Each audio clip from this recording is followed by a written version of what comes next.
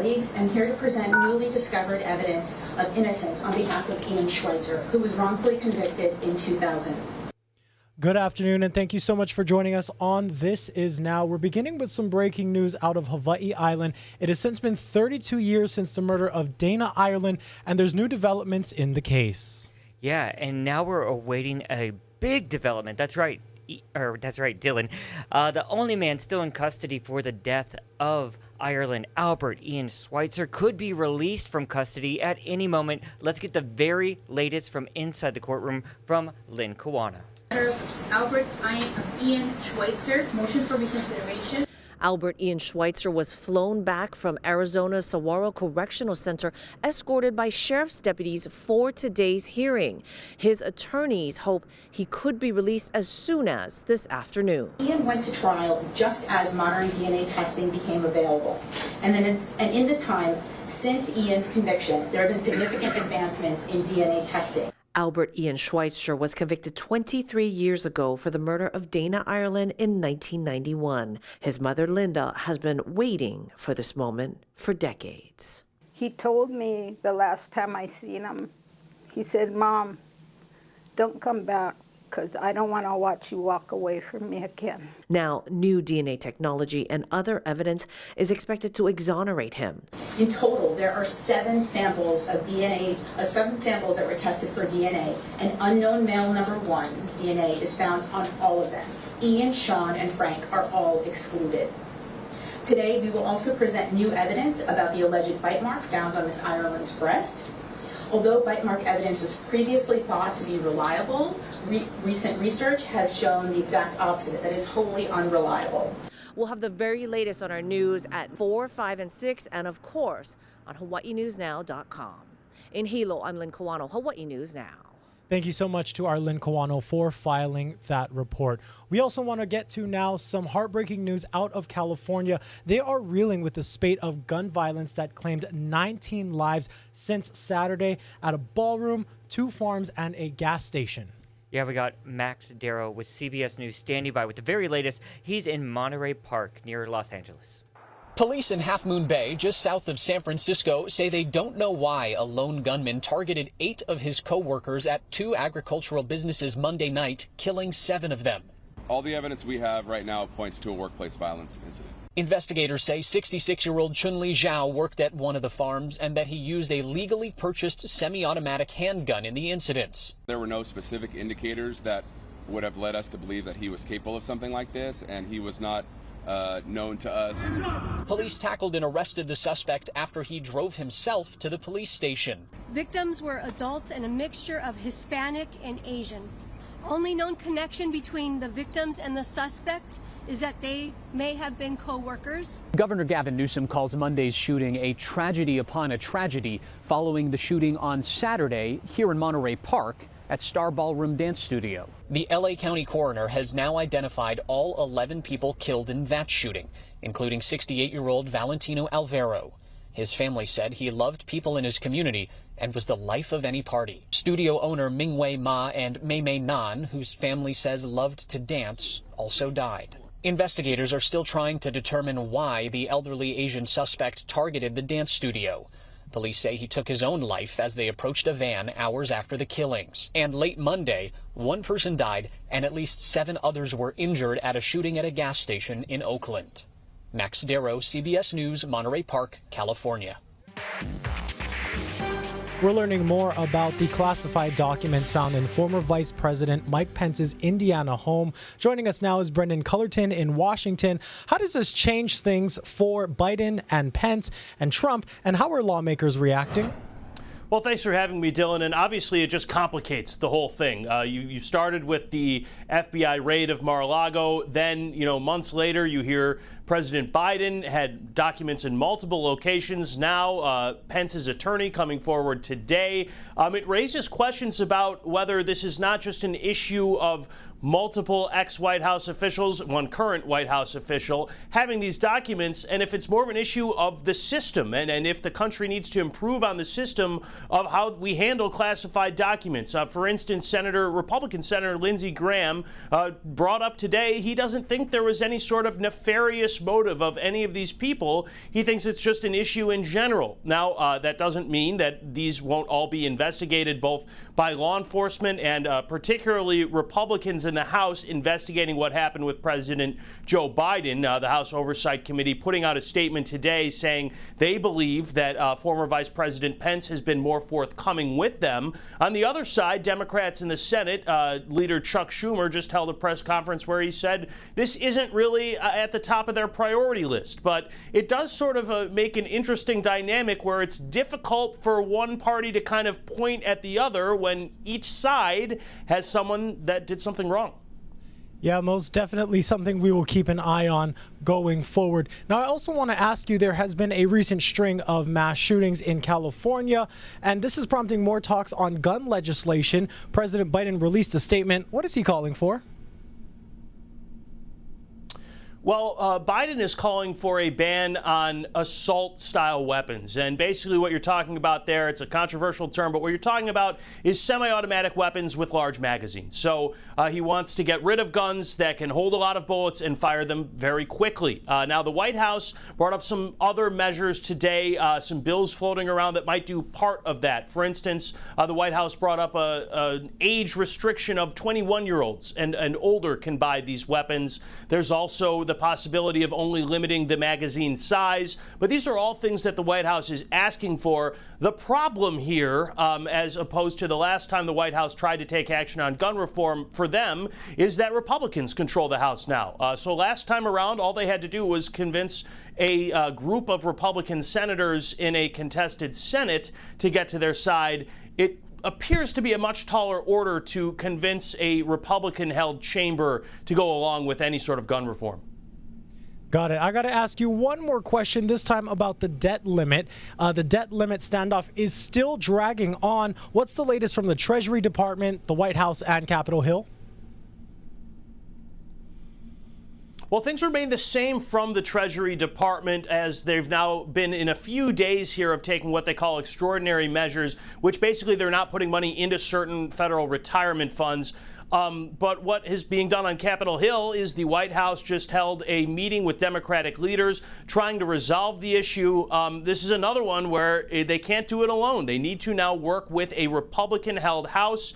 Democrats have been calling this week for them to kind of spell out what they want. Republicans have been saying we need some concessions from Democrats to kind of play along and raise the debt ceiling. It's unclear exactly what they want. There is also a meeting scheduled at some point. Hasn't been pinned down between Biden and Speaker McCarthy. So there's a lot to go there, but they are moving slowly toward coming to a compromise on the debt ceiling. Got it. Brendan Cullerton joining us from Washington. Thank you so much for being here on This Is Now. The concealed carry of firearms is now allowed in Hawaii, and now state leaders are considering passing a law to ban guns in certain areas. Hawaii Island was the first in the state to ban guns in so-called sensitive places, which include schools, hospitals, and parks. Oahu was hoping to do something similar, but that bill has been stuck at the city council for a few months now. The Hawaii Firearms Coalition is against a ban on guns in sensitive places, but even they say it's better to have one uniform law instead of different laws on different islands. All right, more news to get to right now, new at noon. Ticketing industry executives on Capitol Hill right now, they're testifying about that controversy we saw with Ticketmaster and the Taylor Swift Era Tour concert. A lot of fans really upset that they weren't able to get their hands on those tickets, I should say, right away.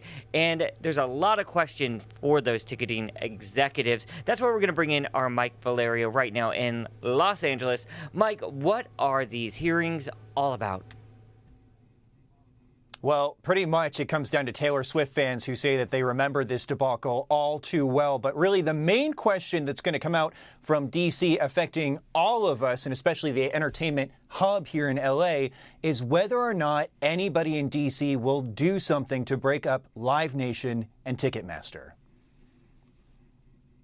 The ticketing and live entertainment markets lack competition. The ticket industry's market practices under Senate scrutiny as lawmakers call for changes. We need to make sure we have competition to bring prices down and bring innovation in and stop the fiascos. Bipartisan backlash. God, please. please. 2 months after the Taylor Swift ticketing fiasco reignited public scrutiny of the industry. Ticketmaster learned valuable lessons from this on sale. In hindsight, there are several things we could have done better. And let me be clear, the Ticketmaster accepts its responsibility as being the first line of defense against bots in our industry. Ticketmaster says the mishandling of Swift's ticket sales was due to unprecedented demand, as the company said its systems were hit with 3 times the amount of bot traffic they've ever experienced. But the debacle shed light on Ticketmaster's economic dominance over the market, to the detriment of consumers, lawmakers said, adding the company's Swift ticket handling is part of a larger problem. Consolidation of power in the hands of few can create problems for the many. Meantime, Ticketmaster rival SeatGeek claims Ticketmaster's power over the industry allows it to maintain monopolistic influence over the market. As long as Live Nation remains both the dominant concert promoter and ticketer of major venues in the U.S., the industry will continue to lack competition and struggle.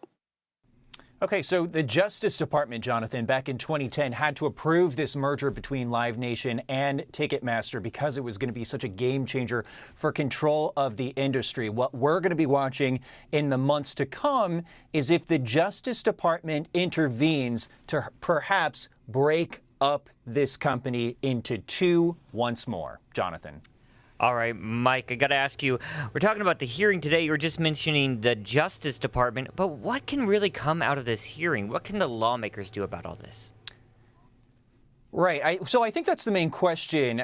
What will happen going forward? And it's either going to be 2 avenues. It will be either lawmakers drafting legislation to protect consumers and make sure that something like this never happens again, or the Justice Department intervening to break up this company, which could be the faster option of the 2. But you heard, Jonathan, widespread agreement between senators on both ends of the spectrum, from Josh Hawley to Senator Amy Klobuchar, saying that perhaps there's room for legislation to be crafted, saying that, look, these companies need to fight against bots, which was one of the things that Live Nation Ticketmaster said they were having trouble fighting against. These automatic programs going in and buying tickets at crazy prices. Marsha Blackburn, the senator from Tennessee on the committee, said Live Nation Ticketmaster should be able to confront bots. Power companies can. Other companies in the corporate atmosphere here in the United States can protect and ward off their clients against bots. Live Nation Ticketmaster should be able to do the same. Yeah, you know those lawmakers on Capitol Hill just so upset they couldn't get their Taylor Swift tickets, right? Right. I know I was. All right, right. Mike Valerio, thank you so much. Reporting from Los Angeles. So far this year, there have been no reports of anyone illegally releasing balloons into the air. There's now a $500 fine in place after the law went into effect at the start of the year. The Honolulu Police Department tells the Star Advertiser that they have not received any complaints about balloon violations. Balloons can cause power outages, pollution, and even pose a threat to marine animals. Honu can mistake them for jellyfish, ingest them, and die. It's a reminder to be responsible as graduation season looms. What do you say we check in now with our good friend Casey Lund, who is making some friends at the Hawaii Humane Society.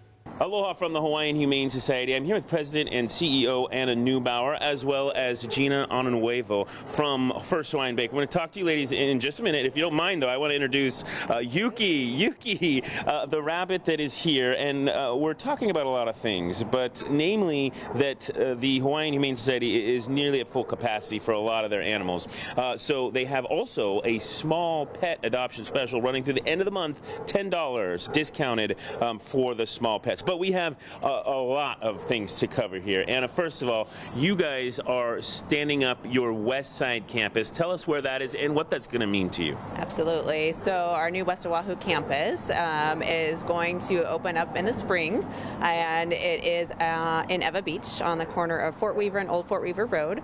And we are so excited to be able to bring services into the West Side community, being able to expand what we do. And talking about expanding what you do, you got a big stepped forward in that because of a pretty big donation, right? We sure did. So First Hawaiian Bank has been an excellent partner of ours, and they gave us a very generous donation of $100,000 to support our capital efforts to build that campaign. That is not small potatoes. $100,000. Gina, I want to ask you, the Vice President and Chief Compliance Officer for First Hawaiian. Also, I would take it a bit of an animal lover. A bit animal lover. Like, I'm looking at this rabbit, but unfortunately, I don't think we can fit Yuki. I know. I think we actually have some pictures of your animals. First of all, who do you have at home? Oh, I have about 7, so you're probably looking at Maui, Boti, Shorty, Rocky, I to love name it. a few. Bulldog enthusiast. I want to ask you, Gina, why is this important to you personally and to First Hawaiian Bank that, like Anna said, has been a partner of the Humane Society? I mean, personally, it's just animals have been in my life. When I first came here 17 years ago, I would actually come to this campus every weekend and just walk around because it just brought me peace. And so I want to make sure that First Hawaiian also supports that because we believe, supporting the community is number one, and fur animals are a big part of that. I really appreciate that. Thank you so much, Gina. And with everything rising as far as Costco and inflation, even pet food, of course, the Humane Society has programs here, Pet Food Bank. They have a lot of resources. They've been working to keep pets with their families rather than see them surrender. But so many pets are being surrendered right now, so there's a lot up for adoption. You can find all the information online. We'll have a link to the adoption site at hawaiinewsnow.com. For now, we'll send things back to you. All right, want to get you an alert to this big career expo that's happening at the Neil Blaisdell Center tomorrow, 9 a.m. to 2 p.m. You can check out all sorts of booths if you are looking for a gig. Check out that website, too, because pre-registration is highly recommended. That is hawaiicareerexpo.com. Now we want to take you live outside to our nation's capital, Washington, D.C., right over there. It is a nippy 47 degrees. The sun is setting on another beautiful day. Let's take a look at our island weather with Billy V. Perfect. Planning ahead, great time to do it. Let's go take a look.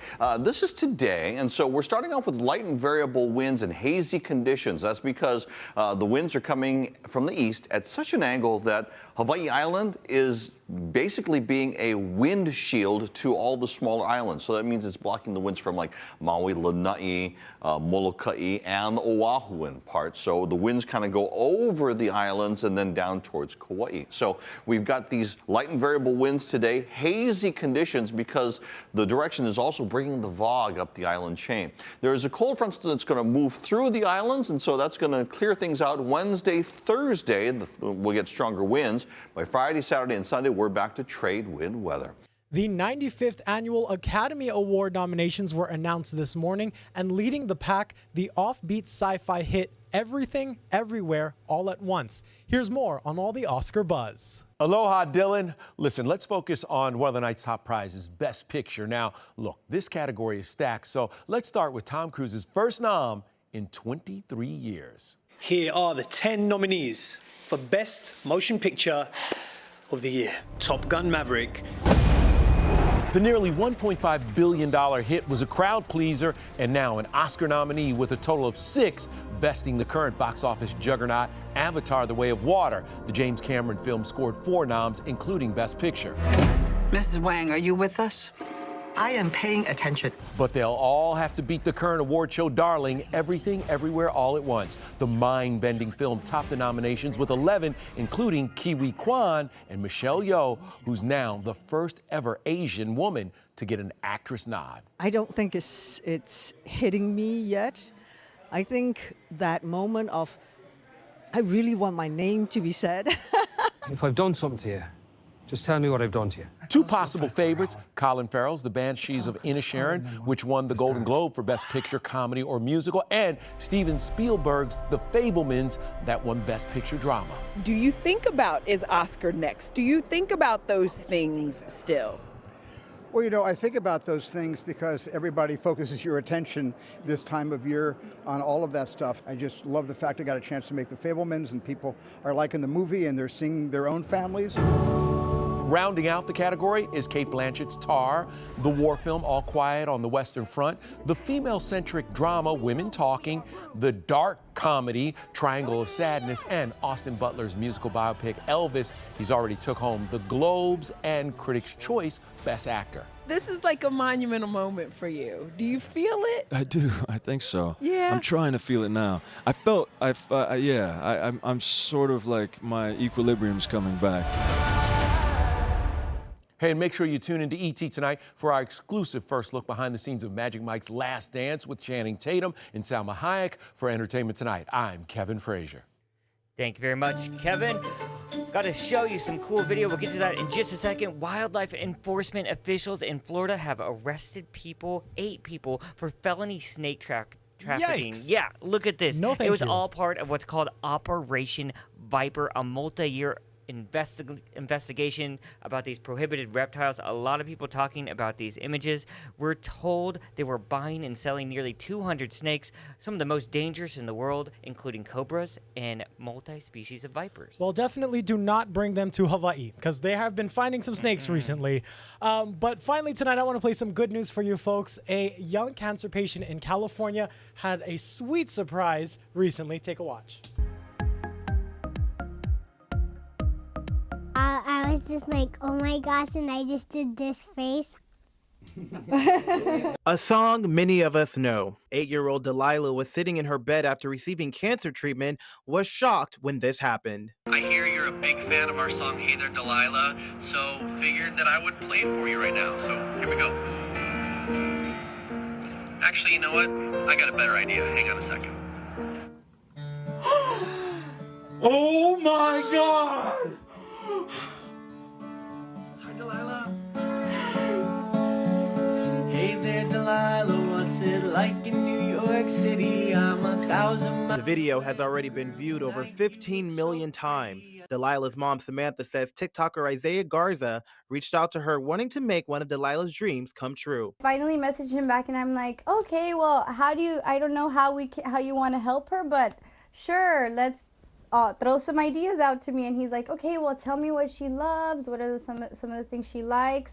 And then when I told him that her favorite song was Hey There Delilah, he was like, oh, I have an awesome idea. This is Delilah's second wish granted. Back in December, she got to fulfill her dream of becoming a Los Angeles Rams cheerleader. Delilah is very spunky. She has a big personality. She is super neat. She loves to organize, as you can see her room. She loves to be outdoors and she's a nature person. Delilah and her family live in Bakersfield. However, throughout the year, they have to drive back and forth to the Los Angeles Children's Hospital for her treatments. This month makes it 4 years that Delilah has been battling cancer. And then they finally told us, yeah, she has stage 4 neuroblastoma cancer and it's in 95% of the bone marrow. And they told us specifically, like, she's gonna have to fight for her life.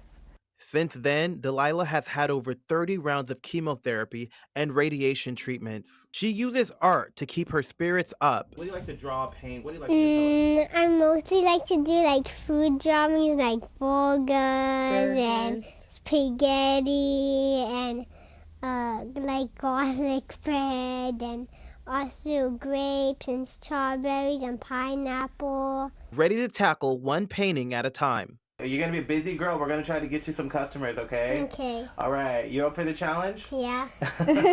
And when she's filling up for it, Delilah's dad will go with her for a ride. It's a question I get asked a lot, like, man, how do you do it? How do you guys do it, you know? But we have no time to really sit down and contemplate on how we're gonna do it, you know? We have to get up in the morning and let's get the show on the road one more time.